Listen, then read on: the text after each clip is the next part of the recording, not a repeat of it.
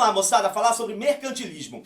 Esse termo, mercantilismo, foi criado por autores do século XIX para designar as políticas econômicas que eram adotadas pelos monarcas absolutistas a partir da Idade Moderna e avançando para a contemporânea. Por isso, vários autores associam mercantilismo com absolutismo. Vários autores dizem que a época mercantilista é também a época do absolutismo. As duas coisas estão casadas, elas são faces da mesma moeda, né? Então o absolutismo, ele é, em síntese, ele é teoricamente mercantilista. E o que é então esse mercantilismo? O que foram essas medidas econômicas que caracterizaram esse mercantilismo? Né? Essas políticas econômicas dos monarcas absolutistas. O mercantilismo, ele tem algumas linhas, alguns focos, alguns objetivos. A ideia do mercantilismo é desenvolver a potência do país, a potência econômica do país. A ideia do mercantilismo é desenvolver o comércio, é desenvolver a parte naval, é enriquecer o país. E qual é o raciocínio que o mercantilismo utiliza? O mercantilismo tem alguns princípios, ele tem algumas marcas, algumas características que vão ser implementadas por esses monarcas para atingir esses objetivos. A primeira delas, no mercantilismo, esses países absolutistas, eles vão tentar manter uma balança comercial favorável. O que é isso? É você exportar mais e importar menos. Tá? Essa é a ideia dentro dessas monarquias absolutistas. Ou você exportar, vender caro, né? E comprar o mínimo possível. Também é dentro dessa mesma linha de raciocínio que você pode desenvolver dentro desse cenário mercantilista. Outra característica do mercantilismo, o intervencionismo estatal. O mercantilismo, ele é essencialmente intervencionista. O Estado intervém na economia. O Estado intervém na economia estabelecendo monopólios. O Estado intervém na economia regulando a questão dos preços. O Estado intervém na economia definindo impostos. O Estado promove intervenções na economia do país. O mercantilismo, ele é essencialmente intervencionista. Terceira marca do mercantilismo, a montagem de colônias. O colonialismo. Essas monarquias absolutistas que adotaram o mercantilismo, elas empreenderam processos colonizadores.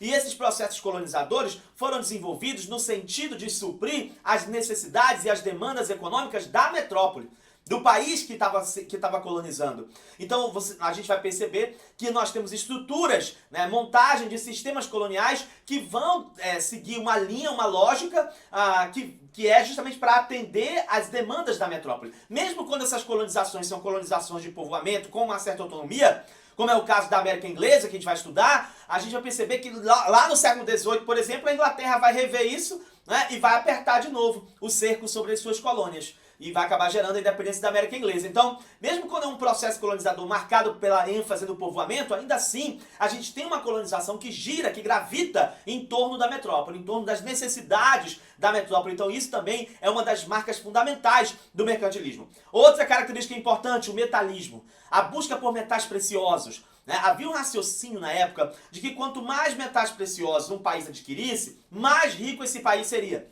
Então existe essa busca desenfreada pelo ouro, essa busca desenfreada pela prata, essa busca desenfreada, ela tem essa característica, essa presença nesse cenário mercantilista.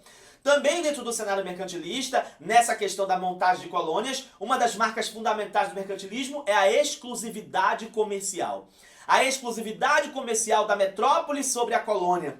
Né? A colônia só pode comercializar com a sua metrópole. A colônia só pode comprar da sua metrópole. A colônia só pode vender para a sua metrópole. Então existe um vínculo muito forte que deve ser cumprido entre metrópole e colônia nessa relação comercial entre ambas, e isso também é uma das marcas do mercantilismo. Quando a gente analisa esse fenômeno do mercantilismo e como ele se constituiu nos países na época, a gente vai perceber que alguns países vão dar ênfases para determinadas áreas. Por isso que alguns autores falam em tipos de mercantilismo. Né? Alguns autores definem pelo menos 3 tipos de mercantilismo. O mercantilismo bulionista, tá? Ou bulionismo, o comercialismo e o industrialismo, tá? Seriam 3 tipos de mercantilismo. Onde a gente vai encontrar esses tipos de mercantilismo? O bulionismo, por exemplo, a gente vai encontrar na Espanha. Por exemplo, a Espanha, ela vai ter esse foco, né? Porque o bulionismo é o quê? O foco do bulionismo é a busca por metais preciosos, o acúmulo de metais preciosos, dentro desse raciocínio de que quanto mais metais preciosos o país está acumulando, mais rico esse país vai ser. A Espanha vai seguir essa linha. Só que o que vai acontecer nesse mercantilismo bulionista da Espanha, que é marcado por esse acúmulo de metais preciosos? O que vai acontecer? A Espanha vai se quebrar. Por quê? Porque a Espanha vai ter um momento em que ela está gloriosa, né? Ela está explorando ali a América Espanhola, tem ouro e prata em abundância, né? Nessa fase inicial do processo colonizador. Show de bola. Só que esse ouro todo, essa prata toda, vai acabar desestimulando a produção industrial, né? Vai acabar desestimulando a produção agrícola, vai acabar desestimulando essas outras áreas. Então o que acontece com a Espanha? A Espanha acumula metais preciosos, mas como ela não desenvolve a sua indústria, como ela não desenvolve as suas manufaturas, ela precisa comprar tudo de fora. E aí, como ela precisa comprar tudo de fora, o que acontece com esse ouro, com essa prata que a Espanha está explorando nas suas colônias? Esse ouro, essa prata, eles acabam sendo escoados para outros países. Então, no fim das contas, a Espanha, apesar de ter explorado ouro, prata e abundância, aquela potência econômica toda, acabou não se consagrando como potência, acabou não avançando, acabou não se transformando, né, numa megapotência de longo prazo.